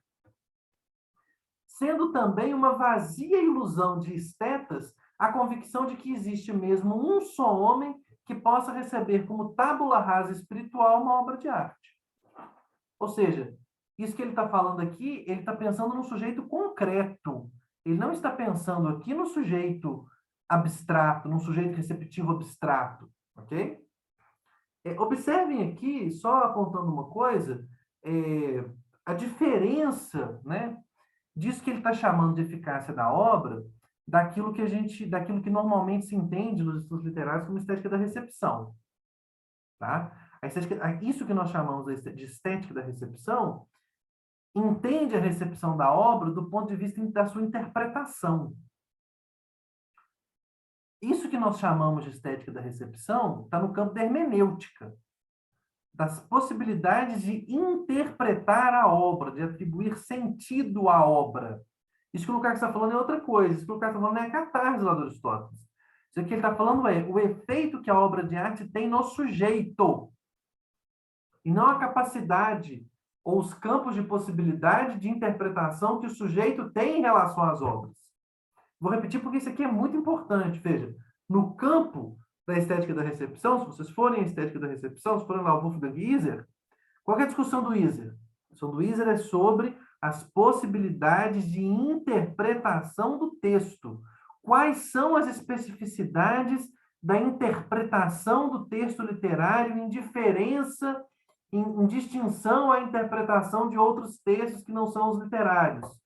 Quais são as condições que tornam possível a interpretação do texto? Quais são os mecanismos introjetados no próprio texto que tornam possível a sua interpretação? Aqui não. Aqui a discussão não tem a ver com a interpretação da obra. Aqui tem a ver com o efeito que a obra tem no indivíduo, o efeito que a obra tem no sujeito, o potencial que a obra de arte tem de transformar o sujeito. E vejam que há um equilíbrio muito grande aqui, não é? Porque, aliás, isso é uma coisa muito típica da forma como Lukács pensa, tá? Ele faz uma afirmação ousada, né? Como essa aqui que ele estava fazendo, ou seja, a obra de arte amplia, eleva e aprofunda o sujeito, isso é uma afirmação ousada, né? E aí ele vai baixando o tom, ele vai voltando para trás, falando, calma, tem esse outro elemento, esse outro elemento, esse outro elemento. Ou seja, ela faz tudo isso, ok, mas tem uma série de limites aqui. O sujeito não é uma tábula rasa, para que a questão se concretize, ele vai pisando no freio, tá?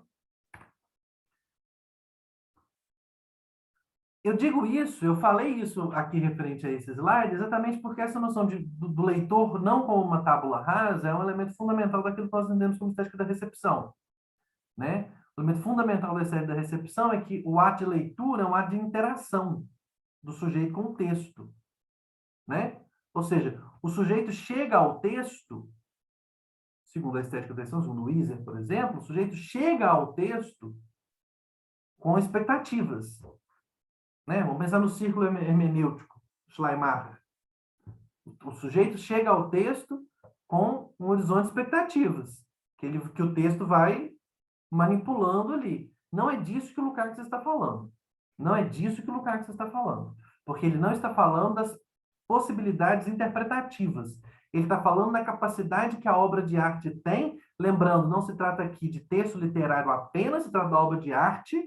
A capacidade que tem uma peça do Bach, na capacidade que tem um quadro do Rembrandt, de alterar a personalidade do sujeito que está diante dessa obra. Não. Todas as experiências precedentes que vivem nele sobre a base de sua determinação social permanecem operantes mesmo durante o prazer estético. Ou seja, enquanto eu estou lá usufruindo, escutando o Bach e olhando para o quadro Rembrandt, eu continuo sendo um brasileiro de classe média, parará, que vive num lugar tal, que tem um posicionamento tal, que tem uma história de vida tal, tal ou tal. Ok? Mesmo reconhecendo em todo o seu valor a força evocadora da forma artística, deve estar claro que qualquer sujeito receptivo coloca incessantemente em confronto a realidade refletida pela arte com as experiências que ele mesmo adquiriu. Ok? Ou seja, o sujeito confronta aquilo que a obra representa com o seu universo. Naturalmente, também aqui não se trata de cotejar, por meio de um procedimento mecanicamente fotográfico, os detalhes singulares observados antes na vida e depois na arte. Seria mais ou menos o procedimento hermenêutico. Eu vou colocar bem mais ou menos aqui, tá? Mas seria mais ou menos. Como já foi dito em outro local, a correspondência se estabelece entre duas totalidades, entre a totalidade da representação concreta e aquela da experiência adquirida. Ou seja, não é o cotejo do detalhe entre aquilo que o sujeito espera e aquilo que a obra apresenta. Não, não, não, não, não. Se trata da totalidade do mundo representado e da totalidade das experiências adquiridas pelo sujeito. O sujeito como um todo, aqui mais uma vez, a briga dele com Brecht, o sujeito como um todo, nas suas experiências subjetivas, com seus sentimentos, com as suas dores, com as suas angústias, com as suas mágoas, com o seu luto, com as suas frustrações, o sujeito como um todo se confronta com a totalidade do mundo representado. Aquilo que chamamos de feliz enriquecimento no desfrute artístico depende precisamente do fato de que nenhum sujeito receptivo se encontra em face da obra de arte como tábula rasa. Torna-se inteligível, então, o fato de que, quando se produz a eficácia, nasce frequentemente uma luta entre experiências passadas e novas impressões provocadas pela arte. Mais uma vez, não se trata de possibilidade interpretativa e de hermenêutica. Se trata da formação da personalidade do indivíduo.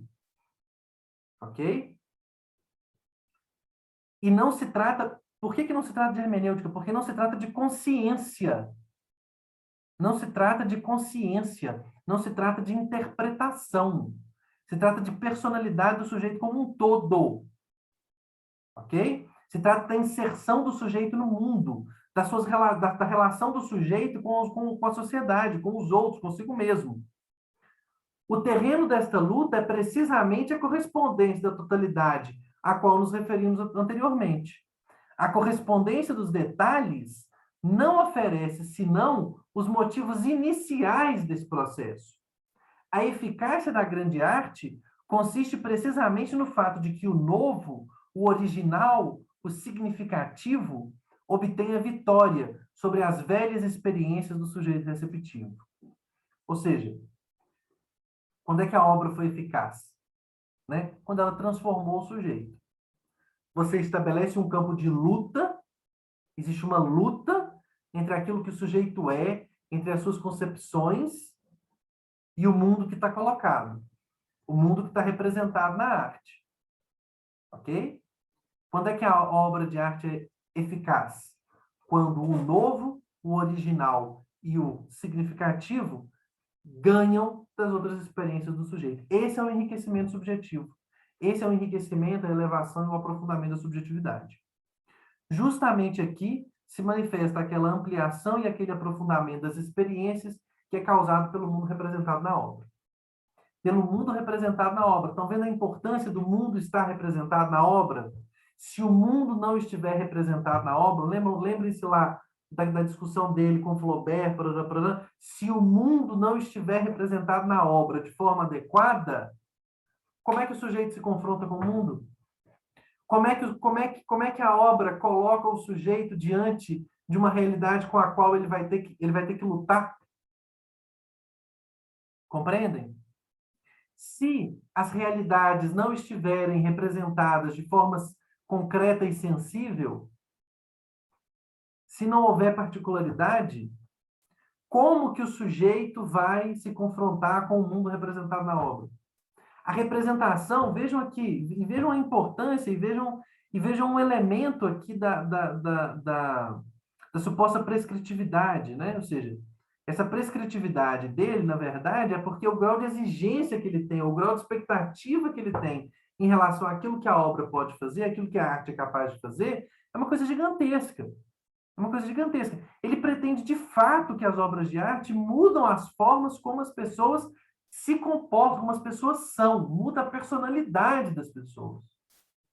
Ok? E é por isso que essa representação tem que acontecer de forma tão adequada. Porque é só por meio da sua adequação, lembram-se lá, não se trata simplesmente do conteúdo formal, se trata da perfeição da forma. É só por meio da perfeição formal que a obra tem esse poder que ele está descrevendo aqui. Vou dar um exemplo concreto para vocês. Lembrem do final da nossa discussão sobre o Scott. É só por meio da perfeição formal da obra do Scott que ele consegue fazer, reviver, e ele consegue representar como elemento concreto as comunidades que foram destruídas durante o processo de constituição do capitalismo inglês.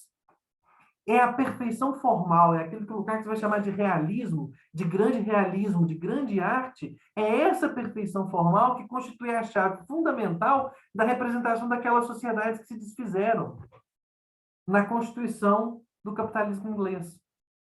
E por que que precisa ser assim? Porque o sujeito receptivo, o sujeito leitor, o sujeito que está lendo, na hora que ele entra em contato com aquele mundo, na hora que ele entra em contato com a constituição da sociedade capitalista daquela forma, mesmo que esteja representada ali a positividade do mundo capitalista, porque essa é a chave de representação do Scott, esse sujeito se transforma. Esse processo de destruição daquelas camadas que estão representadas ali e que só pode ser representado por meio da perfeição formal do Scott, é o confronto com aquilo que enriquece o sujeito, que está recebendo a obra, enriquece a forma como as pessoas se comportam, sentem, compreendem. Para valorizar com justeza a eficácia da arte, o seu depois não é menos importante do que o seu antes.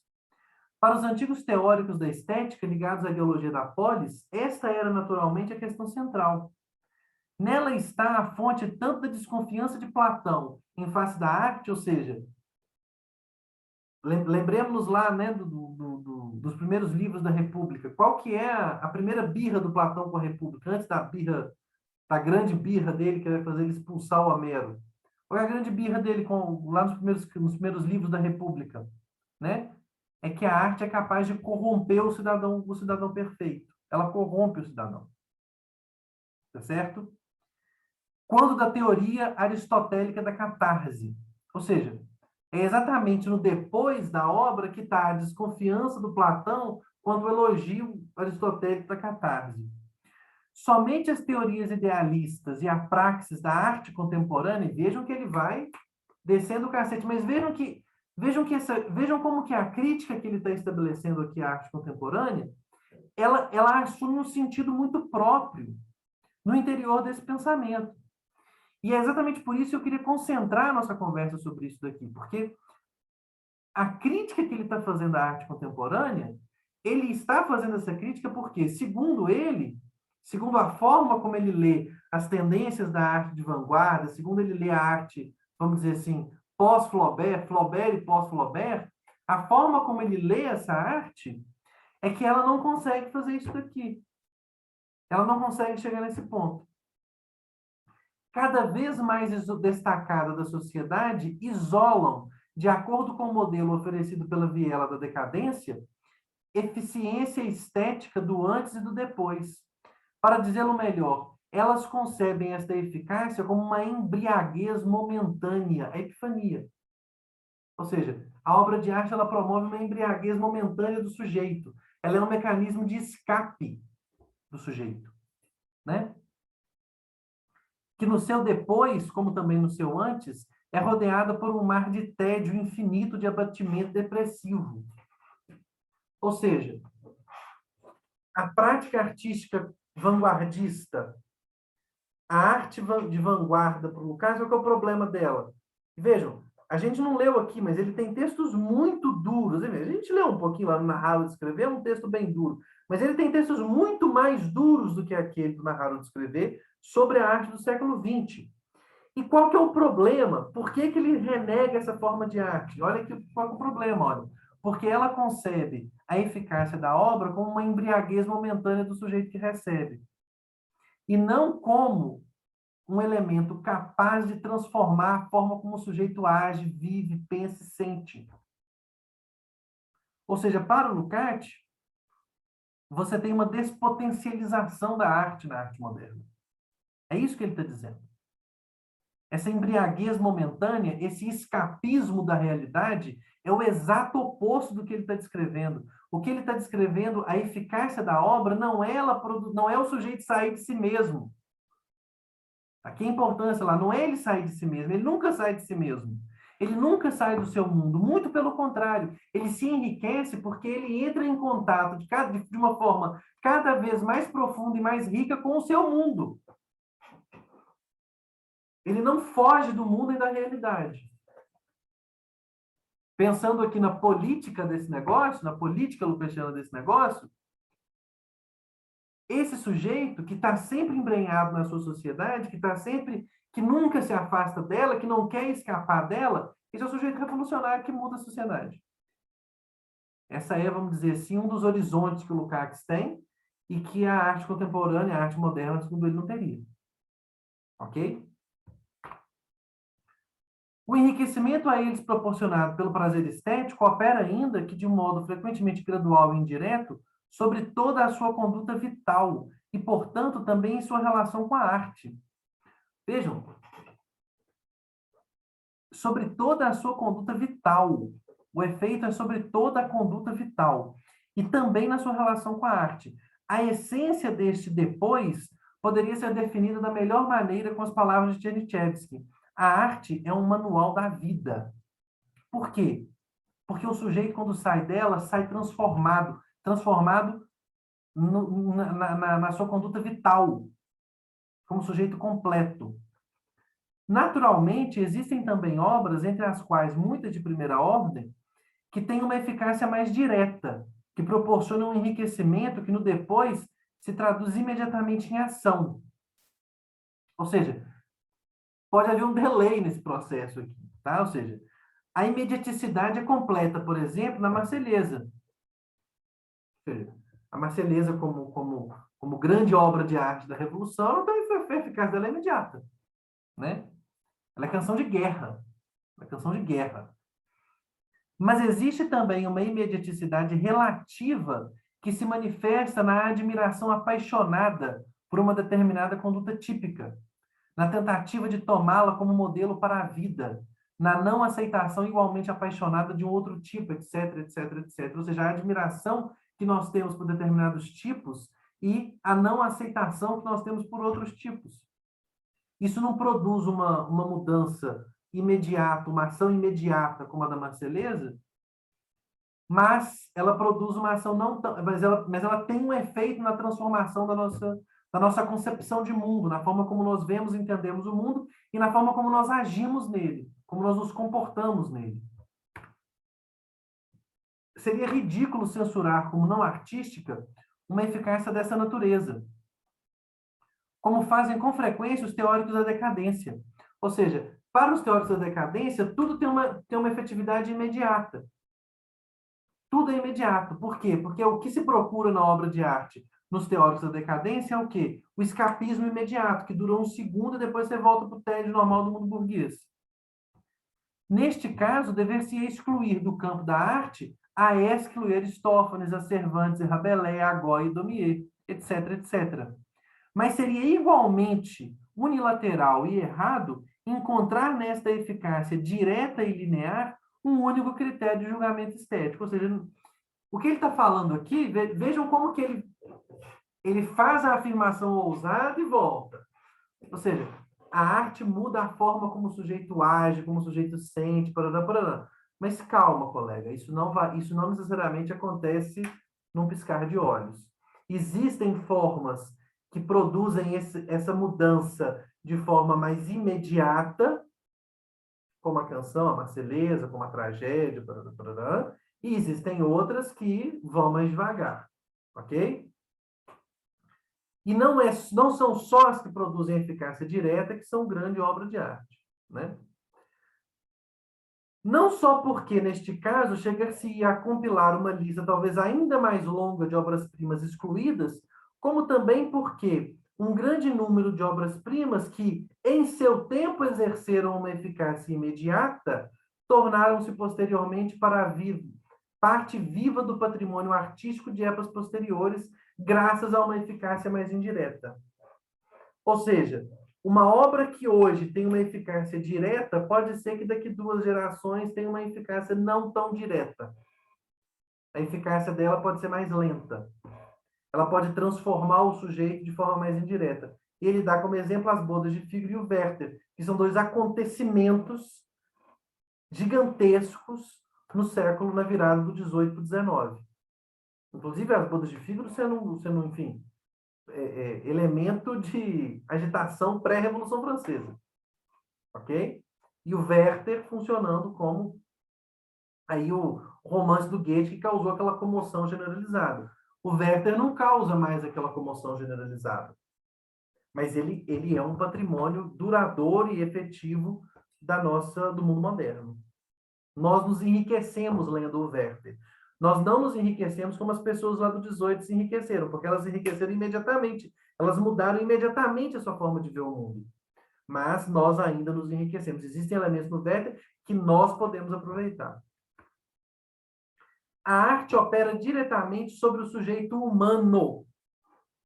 O reflexo da realidade objetiva, o reflexo dos homens sociais em suas relações recíprocas, no seu intercâmbio social com a natureza, vejam, né? Vejam, ele está descrevendo o realismo dele.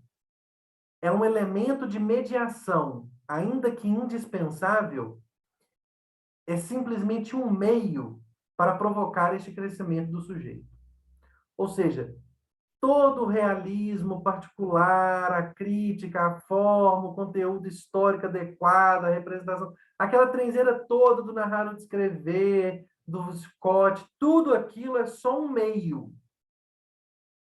Tudo aquilo é só uma mediação. É indispensável. Se não tiver, não funciona. Mas ainda assim é só um meio para provocar o crescimento do sujeito. O crescimento do sujeito é o fim. E aqui está o elemento, veja, é por isso aqui que eu estou lendo eu estou concentrando a nossa discussão nisso daqui. Vejam, tudo aquilo que foi discutido, por que que a obra de arte do Scott é superior às outras, por que que o Tolstói, o Scott, o Balzac são superiores ao Flaubert, parará, parará, parará. Porque aquilo ali é que produz o crescimento do sujeito. Por isso, a oposição pode ser nitidamente caracterizada da seguinte forma: o reflexo científico transforma em algo para nós, com máxima aproximação possível, o que é em si na realidade. Bom, aqui ele está retomando a linguagem da filosofia, né? Ou seja, ele transforma em para nós numa coisa, a ciência transforma, né? O reflexo científico transforma num para nós em algo que tem sentido relacional à nossa experiência, com a máxima aproximação possível, o que é em si na realidade, aquilo que existe em si na realidade. A cognoscibilidade da coisa em si, que o Kant fala que é impossível, que para o Lukács é possível. Na sua objetividade, na sua essência, nas suas leis. A sua eficácia sobre a subjetividade humana, portanto, consiste, sobretudo, na ampliação intensiva e extensiva, no alargamento e no aprofundamento da consciência, do saber consciente sobre a natureza, a sociedade e os homens. O reflexo estético cria, por um lado, reproduções da realidade nas quais o ser em si, da objetividade, é transformado em um ser para nós, do mundo representado na individualidade da obra de arte. Por outro lado, na eficácia exercida por tais obras, desperta e se eleva a autoconsciência da humanidade. Aqui outro elemento fundamental, a autoconsciência da humanidade. Ou seja, a arte é o testemunho da autoconsciência da humanidade. Quando a humanidade se transforma consciente da sua própria humanidade. Por quê? Porque ela se transforma consciente do seu desenvolvimento histórico. Quando o sujeito receptivo experimenta, da maneira acima referida, uma tal realidade em si, nasce nele um para si do sujeito, um sujeito para si. Uma autoconsciência, a qual não está separada de uma maneira hostil do mundo exterior. Ou seja, surge uma autoconsciência no sentido de que ele consegue se tornar consciente do seu próprio desenvolvimento, do desenvolvimento da humanidade que o produz como sujeito daquela humanidade. E isso não tá separado, veja, essa autoconsciência não é um momento de distanciamento do homem da sociedade, do sujeito da sociedade, mas antes significa uma relação mais rica e mais profunda de um mundo externo concebido com riqueza e profundidade, do homem enquanto membro da sociedade, da classe e da nação, enquanto microcosmos autoconsciente no macrocosmos do desenvolvimento da humanidade. Isso aqui é o que a obra de arte faz. Isso aqui é o que ela faz. ela faz com que o sujeito se enxergue como microcosmos no desenvolvimento da humanidade como macrocosmos. Ok? Diferente da ciência, veja, a ciência faz outra coisa. A ciência alarga e aprofunda a consciência, o saber sobre a natureza, a sociedade e os homens. Isso não. Ela produz uma autoconsciência. Porque o sujeito, ele próprio, está implicado na representação. E veja, quando a ciência social vai estudar o homem, ela não representa o homem que está presente nas ciências sociais, não é o homem representado sensivelmente, não é o homem do Walter Scott, não é o personagem do Scott. A obra de arte não, a obra de arte ela produz autoconsciência. A ciência produz consciência. A obra de arte produz autoconsciência do sujeito no interior do processo de desenvolvimento da humanidade. E é por isso que o realismo precisa ser como ele é. Ok? Pessoal, nós vamos parar por aqui. Essa é a nossa última aula sobre o Lukács. Qualquer dúvida, essa aula de hoje é uma aula, eu sei que é uma aula mais complexa, vamos dizer assim, né? Porque é uma linguagem que nem sempre a gente está acostumado, é uma linguagem um pouco diferente da linguagem da crítica literária, dos textos literários propriamente. Mas no caso do Lukács, é a parte essencial do seu pensamento. É a parte essencial do seu pensamento, tá? Eu indico muito que vocês continuem lendo e principalmente que vocês leiam as obras, assim, porque à medida que vocês forem lendo as obras, isso é uma peculiaridade, assim, né, de leitura de texto teórico. À medida que vocês forem lendo as obras, os textos teóricos vão ficando cada vez mais claros, porque eles vão ganhando conteúdo, ok? Essa discussão toda aqui, se vocês lerem um romance do Scott, se vocês lerem um romance do Balzac, um romance do Tolstói, e depois vocês lerem um romance do Zola e um romance do Flaubert, essa discussão ganha, ela fica mais clara para vocês, ela é clarificada para vocês, ok? Pessoal, então é isso. Eu espero que vocês tenham compreendido. Qualquer dúvida, por favor, falem. Qualquer dúvida, por favor, coloquem aqui. Se por um acaso for alguma coisa mais complexa, eu até gravo um outro videozinho com outras citações e tento esclarecer um pouco para vocês. Pessoal, é isso. Tchauzinho. Até a nossa próxima aula, quando nós vamos começar outra aventura completamente diferente do Lukács, que é o Bakhtin. Ok? Tchauzinho, gente.